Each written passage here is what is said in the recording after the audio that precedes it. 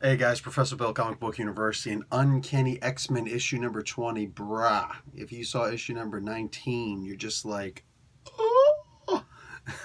so, that changed everything and suddenly put Rosenberg from here to like, boom, to the moon house. That was amazing. That was an amazing issue. Does this one live up to that hype? Well, it's the follow-up of that hype. And we got 3 more issues to go, including this one, unfortunately. But yeah, this awesome issue and 2 more awesome issues to go. Let's get talking about this, guys. We got Matthew Rosenberg is the writer, Salvatore LaRocca on art, Guro FX on colors, VC's Joe Caramagna on letters, Whilst Portacio and Eric Arcaniega on covers, and Jack Kirby and Stan Lee created the mother effing X-Men. We Have Always Been, Part 4. Okay, so Emma Frost has to face down Wolverine, and it's not looking so good. Realistically, the Wolverine situation is interesting because him and I can never remember her name, Cyclops. Betsy's other, Kawhi. Why can I never remember her name? It's like almost never used. So who cares? Anyway, yeah, those two disappear. There's a fight, and there's a whole bunch of weaklings destroyed. But for the most part, nobody actually dies in that fight. Wolverine and Kawhi, can't remember her name. Nobody dies in that fight.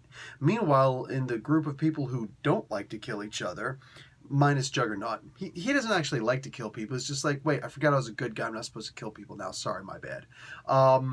These guys kill everybody that they go up against. Everybody they fight, they kill. Dark Beast gets into a very sticky situation. The stickiness comes from his blood, mind you. Does he die in this issue? All I'm saying is it's extremely gratifying what happened. It's like, finally, after all these years. That alone makes this issue worth getting.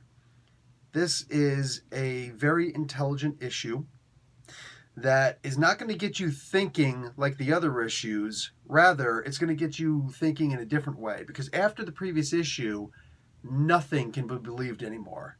Nothing. So everything I read in here, I'm like, nah, man, there ain't no proof that none of this is real. You know what I'm saying? All of this could be fake. Either way, we do know that everything is heading towards a disaster. The first part in here that you read, that little, it's not a poem, but it's something that it sounds like Scott is saying. Whoever's saying it, though, it's sad because you know where this is all going. We've only got 2 more issues after this one. And you gotta expect that it's ending with everybody dying, for the most part, because the X-Men are being rebooted. Wolverine may get away from that. A few characters may be able to escape that. But for the most part, everybody's being rebooted. I'm sure that House of X, Powers of X is going to be amazing. But we talking a complete and utter reboot. Wow. So, literally, I'm every time that I read one of these issues from this point on, I'm just like, everybody's dying anyway. So the question is when? When is it happening? You know, Cyclops is going to get his eye back after after he dies. Again, this is a crazy book, man. The end of this book was one of those situations where it's like it's the one time when I can understand answering Emma Frost's call. This is a solid book. This was a really good issue, man. Not as good as the previous issue. Nothing is going to be as good as issue number 19. But it makes you look at the whole story differently. So this issue, without that issue, probably wouldn't have been as good. It would have been just more of the same.